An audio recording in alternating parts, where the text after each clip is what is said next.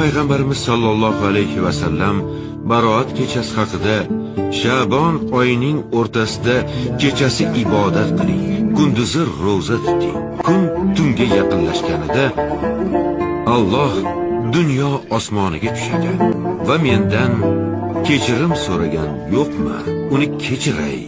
Mendan rizq so'ragan yo'qmi? Unga rizq beray. Musibatga uchragan yo'qmi? Unga ofiyat beray deydi degan ekanlar. Oldimizda shunday imkoniyatga to'la kecha bor. Yo Rabbiy, agar bizni ismimizni g'ofillar daftariga yozgan bo'lsang, u yerdan o'chir.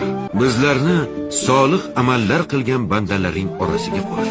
Bizlarni senga oshiq bo'lgan bandalaring daftariga yoz. Ertaga huzur mahsharda baroatimizni qo'limizga oladiganlardan qil. Yo Rabbiy, sen Rohimsan, Rahmonsan, G'ofursan, Hakimsan, Azizsan. Sen bizni yo'qdan bor qilgansan. Biz sening qullaringmiz. Osiymiz, gunohkormiz. Afinga tayanib isyonkor qullaring orasiga kirgan bo'lsak, bizlarni kechir. Amin.